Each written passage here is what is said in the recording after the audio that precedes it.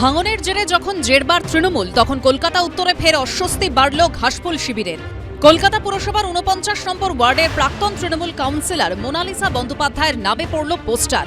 ওয়ার্ডের বাসিন্দাদের নামে দেওয়া ওই পোস্টারে আনা হয়েছে তোলাবাজি, পুরো তহবিলে দুর্নীতি থেকে নির্মাণ কাজে বর্গফুট হিসেবে টাকা নেওয়ার অভিযোগ। রীতিমতো কিন্তু পোস্টার পড়েছে মোনালিসা ব্যানার্জির বিরুদ্ধে। এখানে মোনালিসা বন্দ্যোপাধ্যায়ের বিরুদ্ধে যে অভিযোগ মূলত রয়েছে, যে তোলাবাজ মোনালিসা ব্যানার্জির বিচার চাই, কর্পোরেশন ফান্ডের টাকার হিসাব চাই, স্কোয়ার ফুটে পয়সা নাও, চোর মোনালিসা বিদায় নাও, এই ধরনের কিন্তু বিভিন্ন রকম পোস্টার গোটা ৪৯ নম্বর ওয়ার্ড জুড়ে পড়েছে।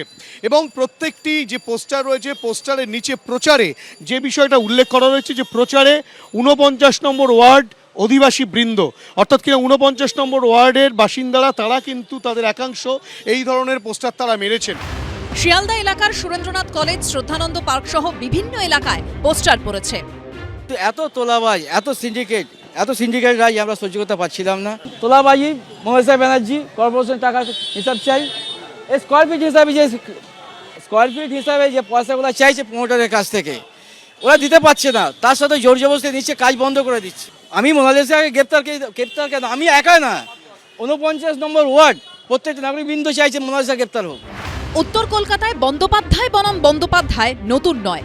২০২৪-এর লোকসভা ভোটের মুখে সেই বিবাদ চরমে ওঠে। তাকে অন্ধকারে রেখে তাঁরই ওয়ার্ডে সুদীপ বন্দ্যোপাধ্যায় নির্বাচনী কার্যালয় খোলা হয়েছে। এই অভিযোগে ধর্ণা শুরু করেন ৪৯ নম্বর ওয়ার্ডের তৎকালীন তৃণমূল কাউন্সিলর মোনালিসা বন্দ্যোপাধ্যায়। দলের বিরুদ্ধে বেসুরো হয়ে ওঠা মোনালিসার পাশে দাঁড়ান তৃণমূলের তৎকালীন রাজ্য সাধারণ সম্পাদক। পরে দলীয় নেতৃত্বের আশ্বাসে পরিস্থিতি স্বাভাবিক হয়। এবার সেই মোনালিসা বন্দ্যোপাধ্যায়ের বিরুদ্ধে পড়ল পোস্টার। তৃণমূলের প্রত্যেক কাউন্সিলরই হচ্ছে তোলাবাজ, প্রত্যেক কাউন্সিলরই হচ্ছে স্কোয়ার ফুট খোর। হ্যাঁ, এদের মধ্যে কেউ একটু বেশি, কেউ একটু কম। যখন কেউ কাঠ খাবে, ফার্নিচার পাবলিক তার থেকেই আদায় করবে, সেটাই হচ্ছে এখন। স্থানীয় মানুষ জানে এরা আর ফিরে আসবে না, স্থানীয় মানুষ তাই আর তো পোস্টার ছাড়তে যাবে না।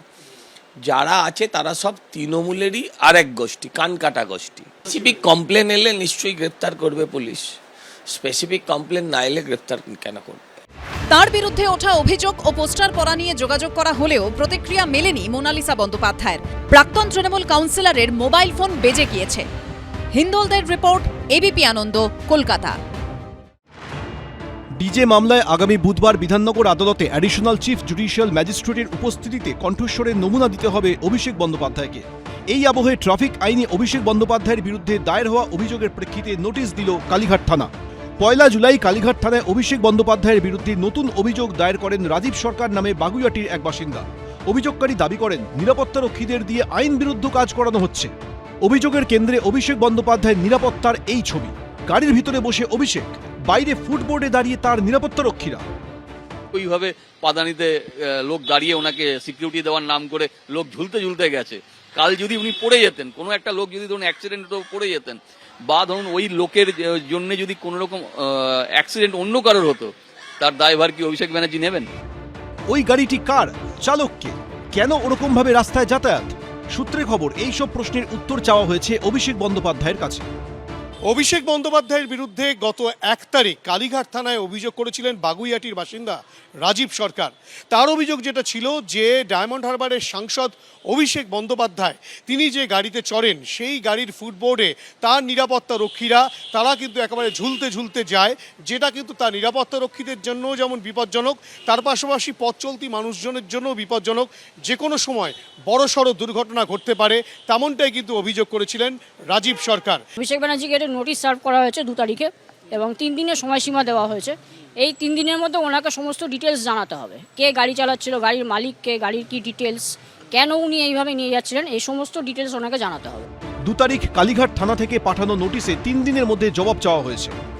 অভিষেকের উপর যা চলছে, পরপর কেসের পর কেসে, যে কোনো লোক হলে গুড়িয়ে যেত এতদিনে। প্রচণ্ড মনের জোর আছে, তার জন্য প্রত্যেকটা কেসকে ফেস করছে। আমি ফেস এভরিথিং। বহু লোকের সিকিউরিটি করে, বহু নেতার সিকিউরিটি করে, বাদিকে হাত বাড়িয়ে থাকে, বহু নেতার করে। তাদের বিরুদ্ধে কেস হচ্ছে না, কেস হচ্ছে একমাত্র অভিষেকের নামে কেস হচ্ছে। প্রসঙ্গত, ভোট প্রচারে বারবার ডিজে বাজানো সংক্রান্ত মন্তব্য নিয়ে অভিষেক বন্দ্যোপাধ্যায়ের বিরুদ্ধে বাগুইআটি থানায় অভিযোগ দায়ের করেছিলেন এই রাজীব সরকার। হিন্দোল দে ও রুমা পালের রিপোর্ট, এবিপি আনন্দ, কলকাতা।